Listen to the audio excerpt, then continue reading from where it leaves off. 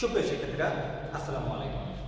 আমি মোহাম্মদ মাসুদুর রহমান, প্রভাষক পদার্থবিজ্ঞান, রাজধানী আইডিয়াল কলেজ। আজকে আমি তোমাদের আরো একটা ক্লাস নিয়ে হাজির হয়েছি। নিশ্চয়ই তোমাদের মনে আছে, আমরা পড়ছিলাম পদার্থবিজ্ঞান দ্বিতীয় পত্র অধ্যায় 8 আধুনিক পদার্থবিজ্ঞান।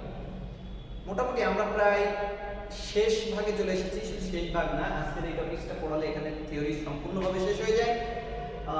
তোমরা দেখতে পাচ্ছ আমি এখানে একটা টিউব এঁকে রেখেছি। টিউব সম্পর্কে পরে বলবো, এখানে কি হবে সেটা পরে বলবো। শুধু একটু বলি, এটা একটা এক্স রে টিউব, এটা এক্স রে উৎপাদন করে। তো এই এক্স রে উৎপাদন সম্পর্কে বলার আগে আমরা এক্স রে আবিষ্কার এবং এক্স রে কি, এক্স রে প্রকারভেদ এগুলো একটু জেনে নেব। 1895 সালে বিজ্ঞানী রন্টজেন প্রথম এই এক্স রে আবিষ্কার করেন। এর কারণে তিনি 1901 সালে নোবেল পুরস্কারও পান।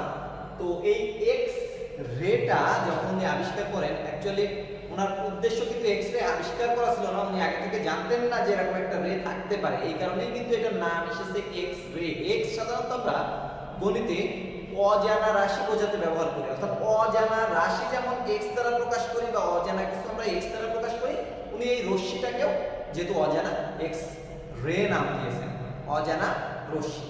তো উনি যেহেতু জানতেন না, উনি অবশ্যই অন্য কোনো পরীক্ষা করছিলেন।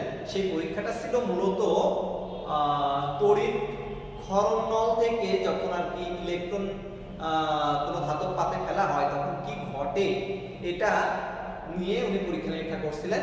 তো তড়িৎ ক্ষরণ নল নিয়ে উনি পরীক্ষা করার সময় লক্ষ্য করেন যে ওই যে ক্ষরণ নল, এই ক্ষরণ নলে যখন উচ্চ গতিসম্পন্ন ইলেকট্রন কোন ক্যাথোডকে আঘাত করে, কোথাও ক্যাথোড থেকে বের হয়ে যায়, এর কিছুক্ষণ পর এর সামনে রাখা যে পর্দাটা ছিল, এই পর্দাটা জিঙ্ক সালফাইডের হতে পারে, অথবা উনি সাধারণত রেখেছিলেন হচ্ছে বেরিয়াম প্লাটিসায়ানাইড। উনি রেখেছিলেন বেরিয়াম প্লাটিসায়ানাইড। বর্তমানে ইচ্ছা করলে এটা আমরা জিঙ্ক সালফাইডের পর্দার উপরেও করতে পারবো। একটা জিঙ্ক সালফাইডের পর্দা ছিল, উনি লক্ষ্য করলেন এই জিঙ্ক সালফাইডের পর্দার উপর একটা অজানা রশ্মি এসে পড়ছে, যা পড়ার কথা ছিল না।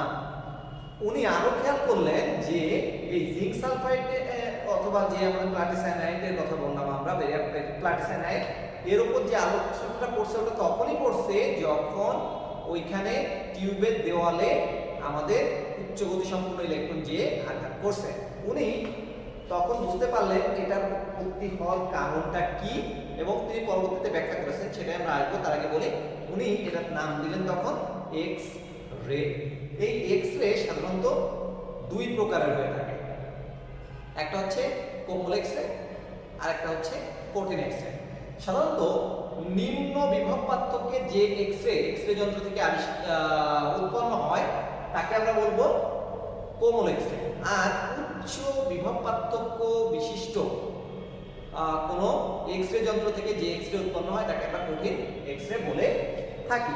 এখন কথা হচ্ছে, এই এক্স রে তো আমরা বুঝলাম কিভাবে তৈরি হলো, কোথা থেকে তৈরি হলো, এর প্রকারভেদ বললাম, কিন্তু এক্স রে সংজ্ঞাটা কি সেটাই তো শেখা হলো না। আমরা জেনে নিই যে অতি উচ্চ গতি সম্পন্ন ইলেকট্রন যদি ধাতব পৃষ্ঠে আঘাত করে, তবে উক্ত ধাতব পৃষ্ঠ হতে উচ্চ ভেদন ক্ষমতা বিশিষ্ট একটা অজানা রশ্মি বের হয়, একে এক্স রে বলে। তাহলে আমরা এইভাবে সংখ্যাটা গুছিয়ে বলতে পারি যে অতি দ্রুত গতি সম্পন্ন ইলেকট্রন কোনো ধাতব পৃষ্ঠকে আঘাত করলে ধাতব পৃষ্ঠ হতে নির্গত উচ্চ ভেদন ক্ষমতা সম্পন্ন অজানা রশ্মিকে এক্স রে বলে। এখন আর অজানা কথাটা বলবো না, রশ্মিকে এক্স রে বলে বলবো। এখন ওটা আমরা জেনে গেছি। ওকে, এখন এই এক্স রে উৎপাদনটা কিভাবে হয় সেটা বোঝানোর জন্য আমি এখানে একটা টিউব এঁকেছি। এখানে কোনটা কি আমি একটু বলে দিই। এখানে মূলত এইটা হচ্ছে টার্গেট মানে একটা ধাতব পৃষ্ঠ, যে ধাতব পৃষ্ঠের উপরে আমরা ইলেকট্রন নির্গত করব। আর এই এফ হচ্ছে একটা ফিলামেন্ট, অর্থাৎ তোমরা তো জানো বাতির মধ্যে ফিলামেন্ট থাকে। আর এটা হচ্ছে একটা ক্যাথোড। মূলত এইখানে একটা সার্কিট তৈরি করা আছে, এখানে একটা উৎস রাখা আছে, আর এটা একটা সার্কিটের মতো তৈরি হয়ে গেছে। এখান দিয়ে যখন বিদ্যুৎ পরিবহন হয় তখন এই ফিলামেন্টটা মধ্য দিয়ে বিদ্যুৎ পরিবহনের সময় এইখানে যে ক্যাথোড থাকে, এই ক্যাথোডটা কিন্তু উত্তপ্ত হয়।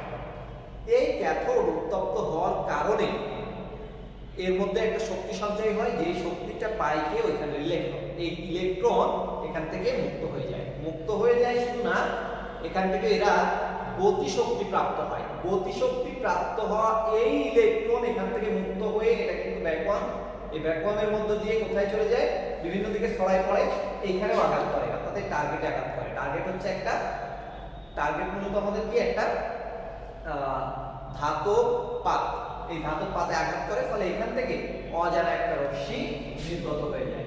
এই অজানা রশ্মি শক্তি ই সমান সমান ইভি, যেখানে ভি হচ্ছে বিভব পার্থক্য আর ই হচ্ছে ইলেকট্রনের চার্জ, তোমরা এটা জানো। তো এখন মূল ঘটনা হচ্ছে, সরি অজানা রশ্মির শক্তি এটা নয়, এখান থেকে যে ইলেকট্রনটা বের হয়েছে এই ইলেকট্রনটার শক্তি হচ্ছে এটা। তো এখানে ভিটা কি, ভি হচ্ছে একটা উচ্চ বিভব পার্থক্য। মূলত এইখান থেকে এখানে ইলেকট্রন তখনই আসে যখন এইখান আর এখানের মধ্যে একটা বিভব পার্থক্যের সৃষ্টি হয়। এই উচ্চ বিভব পার্থক্য থাকার কারণে কিন্তু ইলেকট্রন এখান থেকে এখানে আসে, নাহলে কিন্তু চারিদিকে ছড়ায় পড়তো। চারিদিকে ছড়ায় পড়াটা স্বাভাবিক। মূলত আমরা ইলেকট্রন যেন এখানে এসে আঘাত করে, তাই এইখানে আর এইখানে এই দুটোর মধ্যে একটা উচ্চ বিভব পার্থক্য রাখি। এটা উচ্চ বিভব, এটা নিম্ন বিভব। আর আমরা জানি ইলেকট্রন সবসময় নিম্ন বিভব থেকে উচ্চ বিভবের দিকে যায়, ফলে এখান থেকে ইলেকট্রন এখানে যায়। এখানে যে ইলেকট্রনটা এখান থেকে এখানে গেল, এই ইলেকট্রনটা এখানে যে আঘাত করার সময় শক্তি হচ্ছে ইভি। অতঃপর এইখান থেকে একটা রশ্মি বের হয়ে গেল, সেই অজানা রশ্মি যেটাকে আমরা এক্স রে বলছি, তার শক্তি আমরা মনে করে নিলাম এইচ মিউ, যেহেতু ওটা একটা বিকিরণ। এখন কথা হচ্ছে এইখানে শুরুতে ইলেকট্রনের বেগ কিন্তু ছিল না, এই জন্য এর শক্তি কিন্তু শূন্য ছিল, কিন্তু গতিশক্তি প্রাপ্ত হয়েছে। গতিশক্তি প্রাপ্ত হয়ে এখানে ও এসে এখানে আঘাত করেছে একটা নির্দিষ্ট শক্তিতে। তো এইখানে এর শক্তিটা বেশিরভাগ অংশ এইখানে এই রশ্মিটা উৎপন্ন করতে ব্যয় করে, আর খুব সামান্য অংশ এখানে তাপ সৃষ্টি করে। কিন্তু তাপ সৃষ্টি করা যে শক্তি, তার পরিমাণ এত কম যে আমরা ওটা অ্যাভয়েডেবল বলতে পারি, ওটা আমরা অ্যাভয়েড করে যেতে পারি। অর্থাৎ আমরা বলতে পারি ওটা এত কম যে ওটা নেই বললেই চলে। অর্থাৎ প্রায় পুরো শক্তি এই বিকিরণটা এখান থেকে বের হতে ব্যয় হয়। এই কারণে আমরা বলতে পারি এই ইলেকট্রনের শক্তি আর এখান থেকে যে বিকিরণটা বের হয়ে যাচ্ছে অজানা রশ্মি, তার শক্তি প্রায় সমান, এত কাছাকাছি যে আমরা সমানই বলে দিতে পারি। অর্থাৎ আমরা বলতেই পারি ইভি সমান সমান এইচ মিউ, যেখানে মিউ কিন্তু ওই বিকিরণের কম্পাঙ্ক। এখন কথা হচ্ছে যেহেতু আমরা বলছি যে প্রায় সমান পরিমাণ শক্তি থাকে এই দুই ক্ষেত্রে, তাহলে এইখানে কম্পাঙ্কটাও অবশ্যই সর্বোচ্চ, কারণ এইচ তো ধ্রুবক, ফলে ওইখান থেকে যত সর্বোচ্চ পরিমাণ কম্পাঙ্ক পাওয়া সম্ভব হয় সেই সর্বোচ্চ পরিমাণ কম্পাঙ্কই পায়। এই জন্য এটাকে মিউ না বলে আমরা এখানে এফ ম্যাক্সিমাম, এফ মানে তো কম্পাঙ্ককে এফ দ্বারা প্রকাশ করি, তোমরা জানো, এফ ম্যাক্সিমাম বলে থাকি।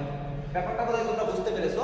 যেহেতু এর চেয়ে বেশি কম্পাঙ্ক ওখানে আর হওয়া সম্ভব নয়, সর্বোচ্চ পরিমাণ কম্পাঙ্কই হয়ে গেছে, তাই এটাকে এফ ম্যাক্সিমাম বলছি। তাহলে আমরা এখানে পেলাম ইভি সমান সমান এফ ম্যাক্সিমাম। অতঃপর এটাকে যদি আমরা ল্যাম্বডা আকারে প্রকাশ করতে চাই, তোমরা নিশ্চয়ই জানো যেখানে এফ ম্যাক্সিমাম সেখানে কিন্তু ল্যাম্বডা মিনিমাম, কারণ এফ এবং ল্যাম্বডা পরস্পর ব্যস্তানুপাতিক।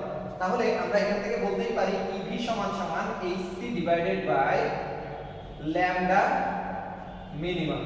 তাহলে আমাদের বলাই যায় ল্যাম্বডা মিনিমাম সমান সমান এইচসি ডিভাইডেড বাই ইভি।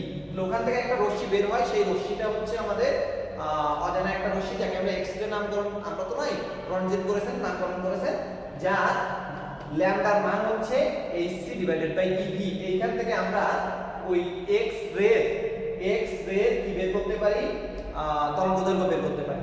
তো এইচসি এবং ই ফিক্সড, ভির উপর ডিপেন্ড করে তরঙ্গদৈর্ঘ্য সামান্য পার্থক্য হতে পারে, তবে সব বিভব পার্থক্যে কিন্তু এখান থেকে এই রশ্মিটা নির্গত হয় না, একটা প্রায় নির্দিষ্টই বলতে পারো বিভব পার্থক্য এটা নির্গত হয়, ফলে এটাও প্রায় নির্দিষ্ট, ফলে এর তরঙ্গদৈর্ঘ্য প্রায় নির্দিষ্ট, তবে কম বেশি একটু হতে পারে। তাহলে এই হচ্ছে তরঙ্গদৈর্ঘ্যের রাশিমালা। আর এখান থেকে কিভাবে এক্স রেটা নির্গত হচ্ছে তোমরা বুঝে গেছো। এখন এই এক্স রে ধর্ম সম্পর্কে আমরা একটু জানার চেষ্টা করব, এক্স রেটা কি আচরণ করে। এক্স রে মূলত উচ্চ ভেদন ক্ষমতা সম্পন্ন একটা রশ্মি। অর্থাৎ এর ভেদ করে যাওয়ার ক্ষমতা অনেক বেশি। আচ্ছা, এর আর কি ধর্ম আছে?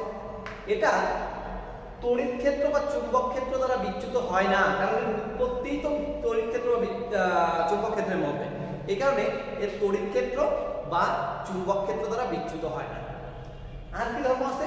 এর তরঙ্গ দৈর্ঘ্য প্রায় 10⁻⁻10 মিটারের কাছাকাছি। তাহলে এক্স এর তরঙ্গ দৈর্ঘ্য যদি তোমাদের কাছে জিজ্ঞাসা করা হয়, তোমরা বলবে এর তরঙ্গ দৈর্ঘ্য প্রায় 10⁻⁻10 এর কাছাকাছি। আর কি ধর্ম এর আছে? এটা ফটোগ্রাফিক প্লেটের উপর প্রতিপ্রভ সৃষ্টি করে বা প্রতিক্রিয়া দেখায়। শুধু তাই নয়, আমরা এর আগেই জেনেছি এটা আরো এক জায়গায় প্রতিপ্রভ সৃষ্টি করে, সেটা জিঙ্ক সালফাইড এর পর্দা বা জিঙ্ক সালফাইডের প্রলেপ দেওয়া পর্দা, অথবা বেরিয়াম প্লাটিসায়ানাইড নামক যে পদার্থ, এটার প্রলেপ দেওয়া পর্দার উপরেও কি করে? প্রতিপ্রভের সৃষ্টি করে। এটা মূলত যতই যাই হোক চার্জহীন, অর্থাৎ এর কোনো চার্জ নেই।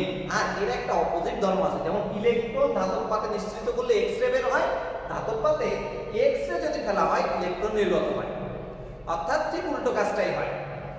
আর একটা ব্যাপার আছে, সেটা হচ্ছে এক্স রে যেহেতু ধাতব পাতে পড়লে ওখান থেকে ইলেকট্রন নিঃসৃত হতে পারে, তাই এক্স রেও কিন্তু ফটো ইলেকট্রিক ইফেক্ট যে ধর্ম এটা দেখায়, অর্থাৎ এক্স রে সাহায্যেও আলোক তড়িৎ ক্রিয়াটা পরীক্ষা করা সম্ভব। এগুলোই মূলত এক্স রে ধর্ম। আরো তো একটা ধর্ম বলা যায়, তবে এগুলোই এনাফ। এখন আমরা এই এক্স রে একক সম্পর্কে একটু জানবো। এক্স রে একক হচ্ছে রন্টজেন। রন্টজেন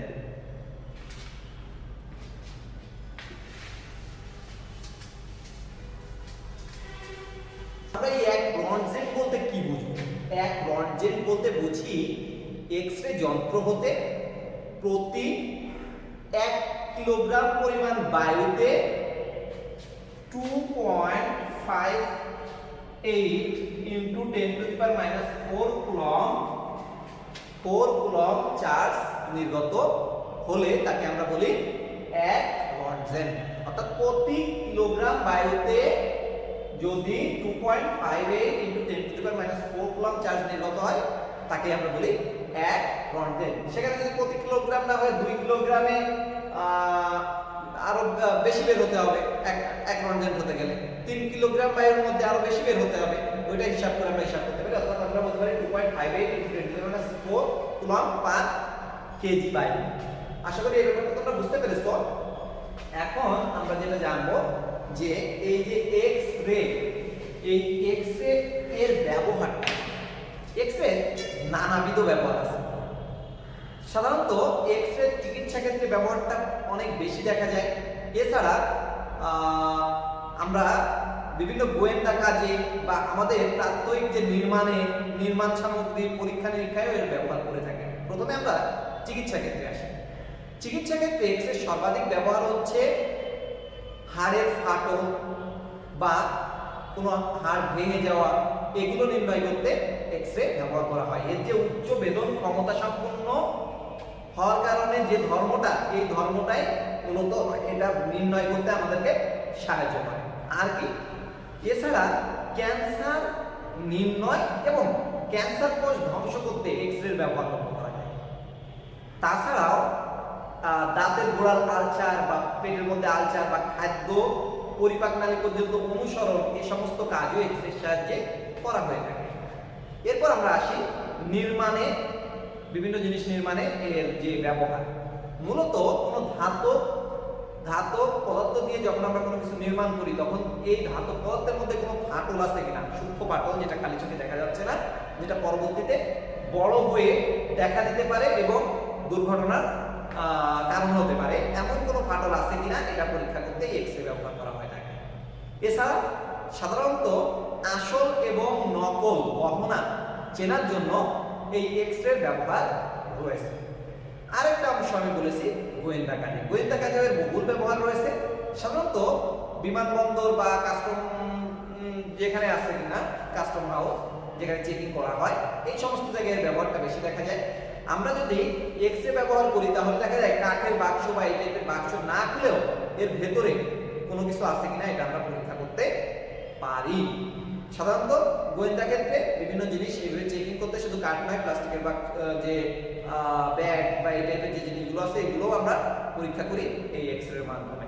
তাহলে তোমরা নিশ্চয়ই বুঝতে পেরেছো এক্স-রে জিনিসটা কি, কিভাবে উৎপন্ন হয়, কত প্রকার, এর ব্যবহার কোথায় এবং এর ধর্ম কি, এর একক কি এবং এককটা বলতে কি বোঝায়। মোটামুটি এটাই আমাদের এই চ্যাপ্টারের লাস্ট অংশ। কিছু ম্যাথমেটিক্যাল অংশ আমরা করে ফেলেছি আমাদের জুন ক্লাসগুলোতে।